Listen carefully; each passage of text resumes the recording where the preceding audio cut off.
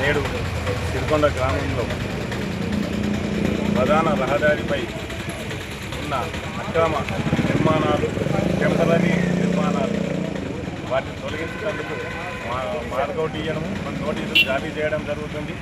వాళ్ళకి ఒక 5 రోజులలో ఈ అక్రమంగా ఈ రేకుల షెడ్లు ఇవన్నీ ఎవరైతే వేసిందో బిల్డింగ్ కంటే బయటకు వచ్చి రోడ్డు ఆక్రమించిందో వాళ్ళందరినీ తీసేందుకు నోటీస్ ఇస్తున్నాము. ఈ నోటీస్ లోపల వాళ్ళు తీసేయకుంటే గ్రామ పంచాయతీ తరఫున మేమే తీసివేసి రోడ్ క్లియర్ చేస్తాము. ఎందుకంటే ఇక్కడ గతంలో 3 యాక్సిడెంట్లు అయినాయి కాబట్టి ఆ యాక్సిడెంట్ కాకుండా చూడటందుకు ఈ ప్రయత్నం చేస్తున్నాము. దీంతో సిరికొండ మైలాల గ్రామ ప్రజలు సహకరించాలని కోరుతున్నాము.